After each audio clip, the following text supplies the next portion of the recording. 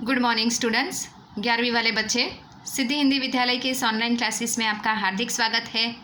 अब बच्चों यहाँ पे हमारा ये जो काव्य है पाठ हमारा ख़त्म हो चुके हैं। सिलेबस में हमारे जितने भी लेसन थे बच्चों इस साल के, वो सारे के सारे हमारे ख़त्म हो गए हैं। अब यहाँ पे ये जो काव्य है, ये काव्य की हम शुरुआत करते हैं। ये काव्य जो है वो गज़ल है। ये गज़ल लिखने वाले यहाँ पे दुष्यंत कुमार है। यहाँ पे सबसे पहले 2 लाइनें लिखी है, उसको हम समझ लेते हैं। मेरे सीने में नहीं तो तेरे सीने में से ही हो कहीं भी आग, लेकिन आग जलनी चाहिए। साये में धूप, ये शायर है। यहाँ पे ये शायरी की 2 पंक्तियाँ हैं। उनके कहने का मतलब इस पंक्ति के माध्यम से ऐसे है कि आज़ादी के आंदोलन को लेकर, भारत माता को लेकर हर किसी के मन में अपने देश के लिए जो आग जलती है, अपने देश के प्रति जो सहानुभूति होती है, अपने देश के प्रति जो प्रेम होता है, जो जज्बा होता है, वो एक आग के रूप में होता है। भारत देश जब गुलामों की जंजीरों में जकड़ा हुआ था, उस समय यहाँ पे हमारे भीतर स्वतंत्रता की आग पनप रही थी। भारत माता को आज़ाद करवाने की जो आग है वो पनप रही थी। तो यहाँ पे मेरे ही नहीं, आप सबके दिल में, यहाँ पे हृदय में, यहाँ पे जिस प्रकार से भारत देश के लिए जो आग जल रही है उसके बारे में उन्होंने बताया है। अब यहाँ पे दुष्यंत कुमार का परिचय प्राप्त कर लेते हैं। उनका जन्म जो हुआ है 1933 में राजपुरा नवादा गांव, जो उत्तर प्रदेश में है। उनकी प्रमुख रचनाएं हैं सूर्य का स्वागत, आवाज़ों के घेरे, साये में धूप, जलते हुए वन का बसंत काव्य है। ये सारे काव्य हैं।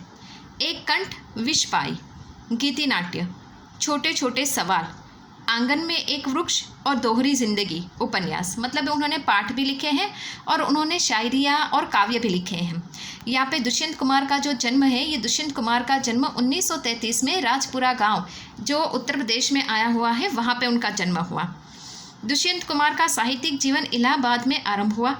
वहाँ की साहित्यिक संस्था परिमल की गोष्ठियों में वे सक्रिय रूप से भाग लेते रहे और नए पत्ते जैसे महत्वपूर्ण पत्र के साथ भी जुड़े हुए। आजीविका के लिए आकाशवाणी और बाद में मध्य प्रदेश के राजभाषा विभाग में काम किया। अल्पायु में ही उनका देहावसान हो गया। किंतु इस छोटे जीवन की साहित्यिक उपलब्धियां कुछ छोटी नहीं रही। गज़ल की विधि की हिंदी में प्रतिष्ठित करने का श्रेय अकेले दुष्यंत को ही जाता है। उनके कई शेर साहित्यिक एवं राजनैतिक जमावड़ों के लोकोक्तियों की तरह दोहराए जाते हैं। साहित्यिक गुणवत्ता में समझौता न करते हुए भी दुष्यंत ने लोकप्रियता के नए प्रतिमान कायम किए हैं। एक कंठ विष पाई शीर्षक गीति नाट्य हिंदी साहित्य का ही एक महत्वपूर्ण एवं बहुप्रशंसनीय कृति है। मतलब यहाँ पे दुष्यंत का परिचय यहाँ पे दिया गया है। ये जो साहित्यकार हैं, हिंदी साहित्य के क्षेत्र में सबसे पहली बार हिंदी भाषा में शायरी लिखने का श्रेय जो होता है वो इनको जाता है। इनका साहित्यिक जीवन, मतलब लिखने की उन्होंने जो शुरुआत है वो इलाहाबाद से की।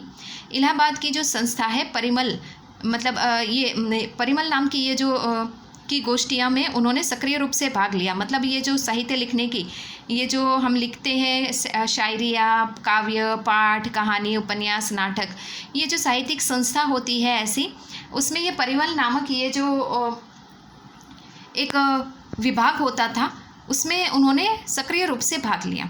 अब यहाँ पे उनकी महत्वपूर्ण कुछ एक रचनाओं के बारे में बताया गया। उनकी गज़लों में लोकोक्तियाँ यानी लोगों के द्वारा लिखी हुई उक्तियाँ, उनका भी वो समावेश करते थे। आगे थोड़ा और पढ़ते हैं। यह दुष्यंत जी को जो गज़ल दी गई है वे उनके गज़ल संग्रह साये के धूप से ली गई है। बच्चों ये वाक्य के नीचे अंडरलाइन कीजिएगा, क्योंकि ये शायद हो सके कि हमें परीक्षा में पूछा जाए कि दुष्यंत कुमार की गज़लें कौन से काव्य संग्रह में से ली गई है, तो साये के धूप में से। गज़लों में शीर्षक देने का कोई चलन नहीं है, इसलिए यहाँ कोई शीर्षक नहीं दिया गया है।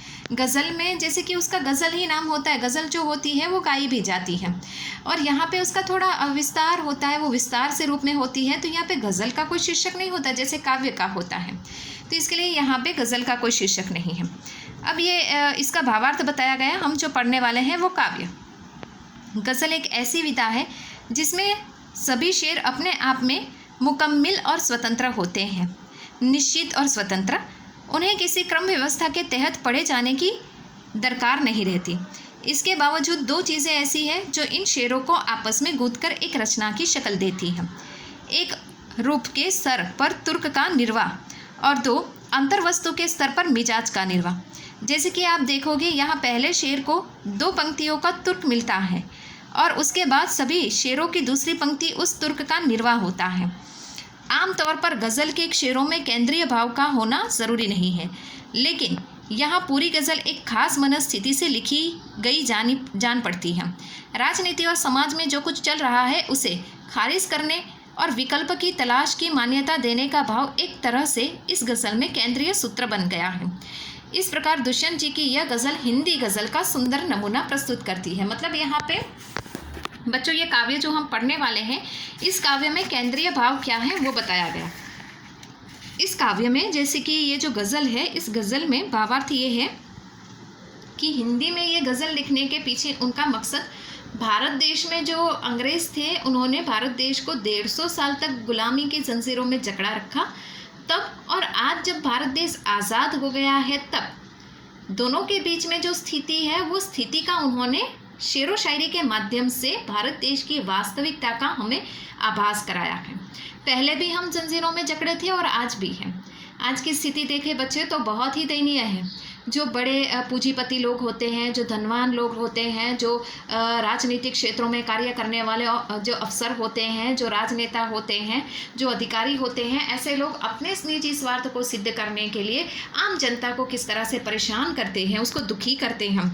जो गरीब इंसान है, जो मजदूर है, जो किसान है, उनकी स्थिति दिन ब दिन बिगड़ती जा रही है। यही बात उन्होंने अपनी गज़ल के माध्यम से समझाया है। तो बच्चों आगे के इस वीडियो में हम यहाँ तक रुकते हैं। ये मैंने आपको भावार्थ बताया। आगे के वीडियो में हम क्या करेंगे, जैसे कि यहाँ पे ये जो दिया गया है ये गज़ल की शुरुआत हम करेंगे। हमारे एक वीडियो में करीबन 3 गज़लें होगी तो भी हमें कोई परेशानी नहीं है। धीरे धीरे उसको पढ़ेंगे और धीरे धीरे समझेंगे। तब तक के लिए यहाँ पे रुकते हैं। Thank you.